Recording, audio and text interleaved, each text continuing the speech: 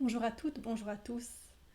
Aujourd'hui, je voulais vous parler d'un thème qui est très très important quand on souffre d'endométriose et qu'on accompagne les personnes qui souffrent d'endométriose. Et je voulais vous en parler depuis déjà un certain temps.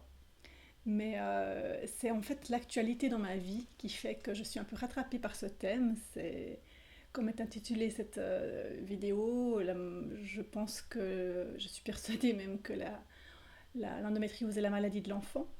En ce moment, dans ma vie, ma petite fille intérieure est un peu en souffrance et demande beaucoup d'attention. Donc je suis ramenée moi-même à ce thème de l'enfant. Et peut-être que vous allez entendre durant cette vidéo un bébé s'exprimer à côté. C'est mon bébé qui va s'exprimer à certains moments particulièrement stratégiques, j'imagine, pour nous rappeler que l'enfant est toujours là. Alors, endométriose, maladie de l'enfant, qu'est-ce que je veux dire par là? Alors si vous avez suivi mes précédentes vidéos, vous savez que je suis thérapeute, accompagnatrice du féminin, blessée notamment, et que j'amène les femmes sur le chemin du féminin sacré au travers de leurs blessures. Et j'ai déjà identifié passablement de nœuds, de causes de la maladie. Comme toute maladie, l'endométriose n'est pas là pour rien.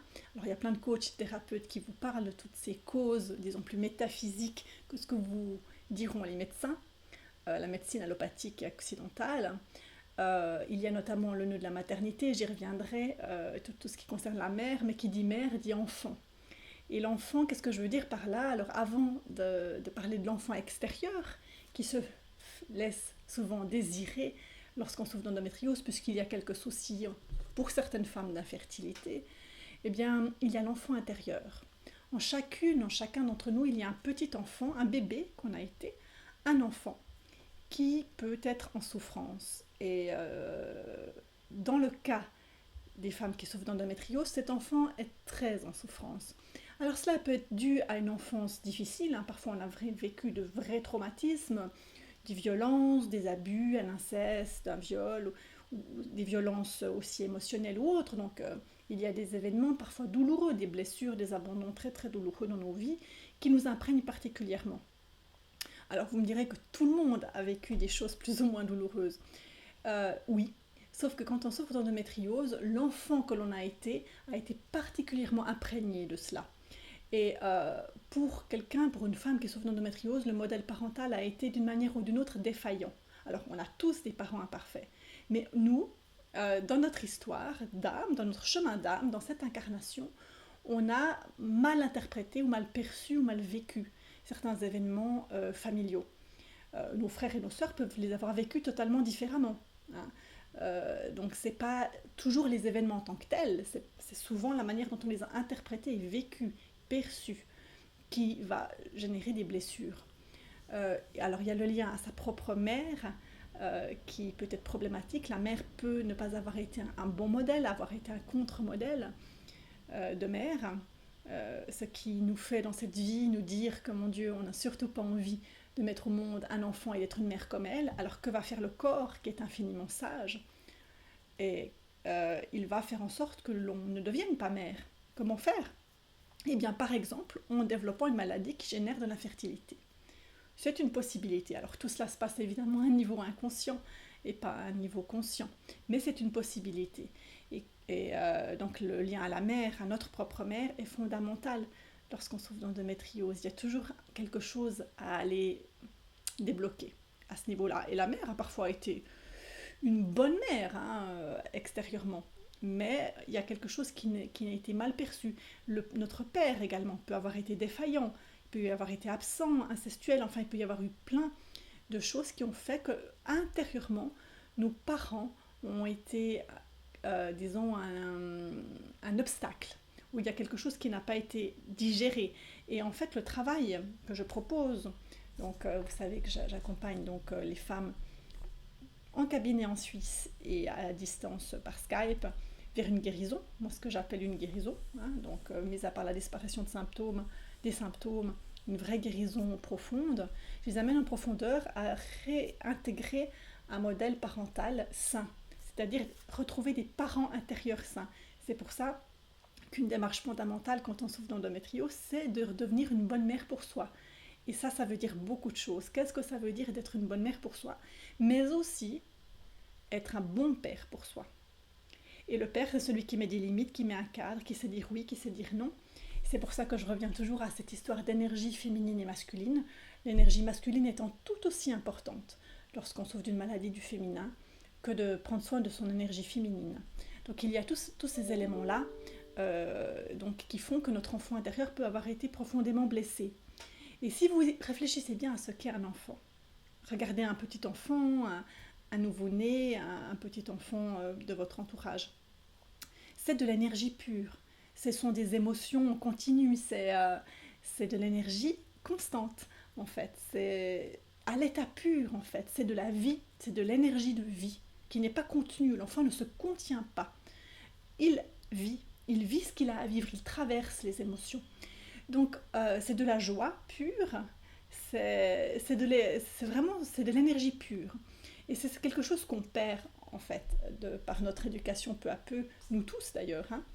Et puis, quand on souffre d'endométriose notamment, il y a quelque chose qui a été coupé par rapport à cette énergie de vie originelle, avec laquelle on vient tous sur Terre. Il y a quelque chose qui nous a coupé de cet élan de vie dans notre histoire, des événements, quelque chose qui est remonté de notre histoire. Donc, en fait, le travail de guérison va demander de se réapproprier cet élan de vie, cette énergie de vie. Et où se trouve située l'énergie de vie? Eh bien, dans le ventre, hein. Notre puissance de vie, notre joie, notre puissance créatrice se trouve dans le ventre. Donc, vous comprenez bien que quand il y a dans le ventre une sensation de mort, une sensation d'absence de vie, des difficultés diverses par rapport à ce corps de femme, une difficulté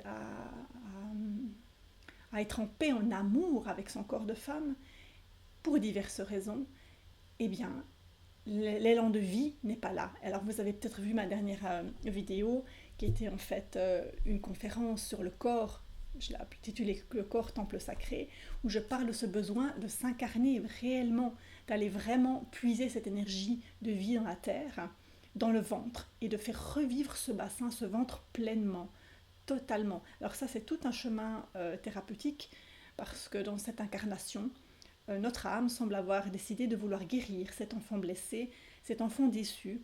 Alors peut-être il vous semble que vous avez vécu une enfance heureuse. Bien, bah, tant mieux. Mais les événements que l'on a vécus, comme je l'ai dit, ne correspondent pas toujours à la manière dont notre inconscient les a perçus. Et d'autre part, lorsqu'on souffre d'endométriose, plus particulièrement encore que toute autre personne, on porte beaucoup d'histoires de nos lignées familiales, de nos ancêtres. C'est comme si dans nos ventres, dans nos matrices, nos utérus, on était capable, parce qu'on a une grande force, une grande puissance, nous les femmes en particulier souffrant d'endométriose, de transmuter ces souffrances, ces blessures familiales, ces blessures qui peuvent venir de très très loin, hein. Et quand je dis famille, je peux même dire famille au sens très large du terme. Donc en fait, l'endométriose en fait permet de couper ces transmissions. Alors ça, c'est une clé, c'est une information clé que je vous donne là. Et réfléchissez bien à ce que je suis en train de vous dire.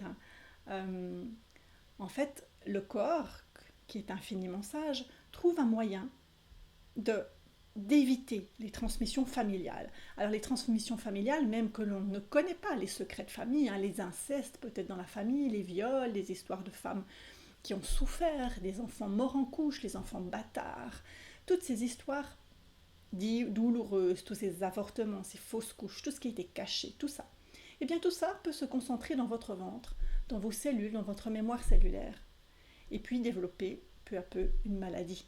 Même si en apparence votre enfance a été paisible, c'est-à-dire que l'enfant en vous, le thème de l'enfant, est comme concentré dans votre ventre. Tous ces enfants morts dans votre famille, tous ces enfants qui ont souffert sont concentrés dans votre ventre à vous. Donc la maladie est comme l'occasion, le moteur, pour aller transformer tout cela pour les lignées précédentes. D'ailleurs, c'est très intéressant de constater que lorsqu'une femme souffre d'endométriose, bien souvent les femmes de sa famille n'en souffrent pas, hein, contrairement à ce qu'on dit, c'est absolument pas génétique. Moi, personne dans ma famille n'en souffre, et toutes mes patientes n'ont aucune personne dans leur famille directe qui en souffre. Par contre, parfois, elles ont des amis proches qui en souffrent, ou bien la compagne de leur frère ou de leur sœur. Il y a toujours comme par hasard, des gens qui sont attirés dans leur champ proche, dans leur environnement, qui souffrent de la même maladie. Alors pourquoi? Eh bien peut-être que vous le savez, que lorsqu'on se met en couple, lorsqu'on attire des amis, etc., des relations, ce sont nos enfants intérieurs qui se rencontrent. Ce sont parfois nos blessures, ce sont nos nœuds qu'ensemble on va dénouer. Donc c'est pas hasard. Donc on part toujours de ces origines, de ce dont on a hérité. Et puis, qui dit enfant, dit bien sûr cet enfant extérieur, cet enfant qu'on peut potentiellement ou qu'on veut potentiellement enfanter. Hein. Alors pour certaines d'entre vous, c'est un grand sujet, comme ça l'a été pour moi, cette potentielle infertilité. Il y a tout un travail à faire sur l'enfant extérieur, comme je l'appelle. Alors, j'en ai déjà parlé dans d'autres vidéos, mais il y a bien sûr un grand nœud à dénouer. Qu'est-ce qui en moi refuse d'enfanter, hein, de mettre un enfant au monde?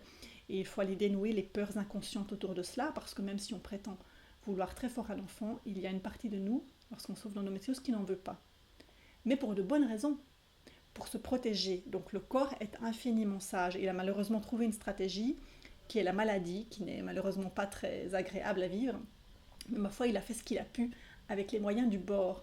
Donc ce thème, vous voyez, de l'enfantement ou de l'enfant au sens large, est vraiment une des clés lorsque l'on souffre d'endométriose. Se réapproprier cette énergie de vie, sortir de la survie, aller dans cette énergie pleinement de spontanéité, de puissance dans le ventre, et j'y reviendrai dans une prochaine vidéo. C'est le premier pas, hein, avant d'aller en fait vers cette énergie du féminin sacré, féminin qui se réconcilie avec le masculin sacré, il ne faut pas l'oublier. Donc voilà pour le message du jour. Vous constaterez que mon bébé, pas mon bébé intérieur, mon bébé extérieur ne s'est pas manifesté. Donc il nous a laissé tranquille pour cette vidéo. Alors je vous embrasse et je vous souhaite un très beau cheminement avec votre enfant intérieur, avec vos projets d'enfantement en tout genre. Et puis si vous avez besoin d'aide, vous savez que vous pouvez prendre contact avec moi via ma chaîne YouTube, via mon site internet ou Facebook, si vous avez besoin d'un accompagnement dans ces démarches. Alors, bon cheminement à toutes, à bientôt.